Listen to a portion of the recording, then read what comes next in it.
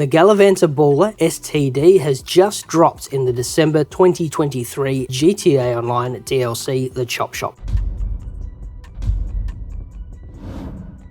My name's Dan, and I'm an old grumpy gamer. The Gallivanter Baller ST-D, which is a 4-wheel drive, 7-speed SUV that can fit 4 people, including the driver, will retail at $1,715,000 and is able to be fitted with Imani tech. Originally based on the Range Rover L460, and it's a solid homage to the real one. Right, into LS Customs to take a look at the options, and there are quite a few to choose from here. Arch covers, so a few nice options there. Armor and brakes, so they're the same as usual.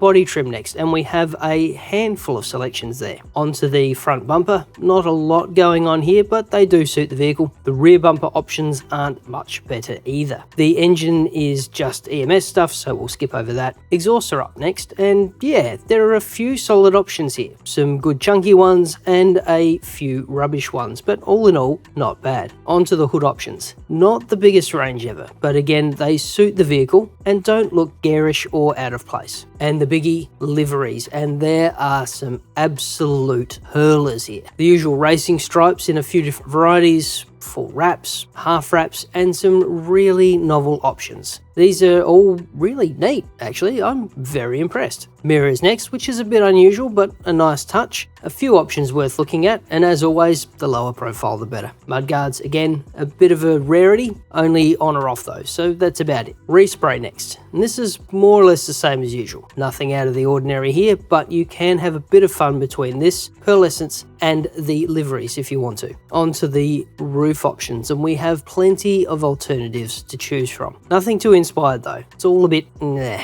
and it really has no effect if you get a full wrap anyway. Spoilers are up next, and again, not terribly inspired, like not bad, but not great. We have the usual low profiles, a few unusual shapes, and the now regular appearance of the ricer spoilers. Sun strips, always a nice touch, but not a lot you can really do with them. Suspension. Now, normally I'd skip this for a review, but I wanted to note a really nice touch. At the lower heights, we're starting to see camber in there, which is a really nice detail. Transmission has all the usual options. Turbo, again, nothing unusual. And wheels next. Some LOL Speed 10s, I think, will do the trick here. And finally, the window tint. Right, there we have it. A fully kitted Baller ST-D ready to go. So, how does it handle? Well, to be honest, it feels a little sluggish and heavy. Doesn't respond terribly well, and it doesn't turn brilliantly either. So yeah, as I expected, an overpriced, oversized, overcompensating American SUV to handle, like rubbish. Given the liveries and the drop options and Rockstar's insistence on that stupid sunroof, I'm guessing this car isn't really a car guy's car, if you know what I mean. Nice for cruising and kicking around with your mates, but it's all form over function. And that's reflected with the engine and exhaust sound too. It's not super aggressive. Nice burble at idle, but once it gets going, it loses all the angry. And that means it's really not for me, and certainly not at more than 1.7 mil. If, however, you are a bit of a showman, this is your ride. And that's it. Thanks for watching. Stay safe, wash your hands, and we'll see you in the next video.